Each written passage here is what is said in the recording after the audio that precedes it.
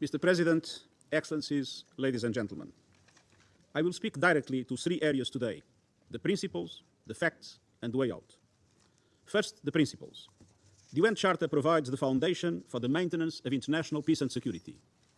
Article 2 of the Charter clearly states, all members shall refrain in their international relations from the threat or use of force against the territorial integrity or political independence of any state. International law and international humanitarian law must always be respected. That is why, since this morning, I have condemned the massive military strikes by the United States and Israel against Iran.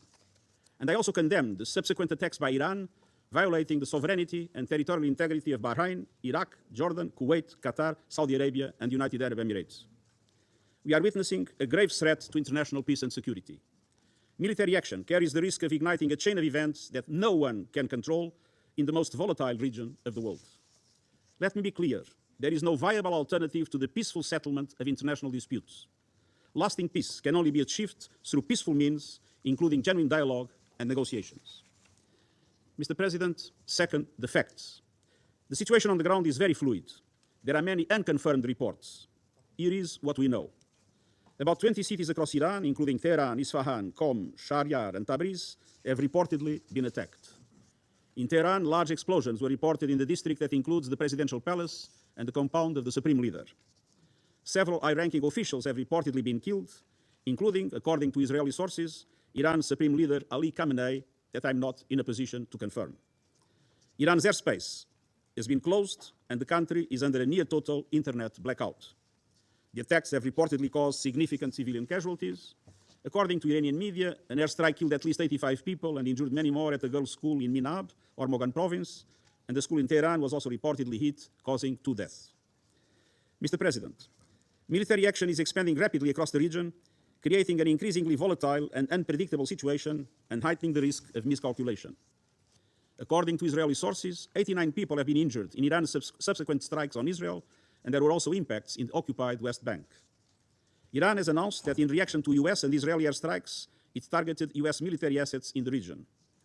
These strikes have reportedly hit civilian areas and infrastructure in the countries that I've already mentioned. Indirect impact of falling debris was also reported in Lebanon and Syria. Most Gulf states successfully intercepted the Iranian strikes. However, the UAE reported that one civilian was killed by debris from an intercepted missile.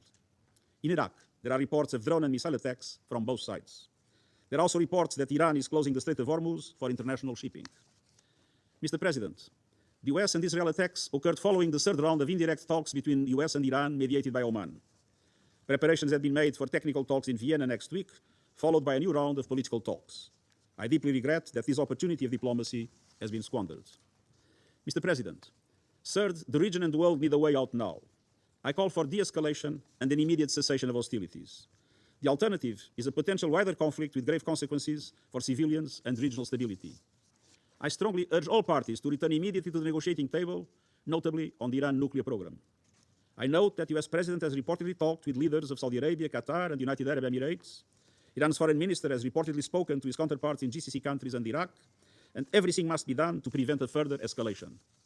To this end, I call on all member states to strictly uphold their obligations under international law, including the UN Charter, to respect and protect civilians in accordance with international humanitarian law, and to ensure nuclear safety. Let us act responsibly and together to pull the region and our world back from the brink. Thank you.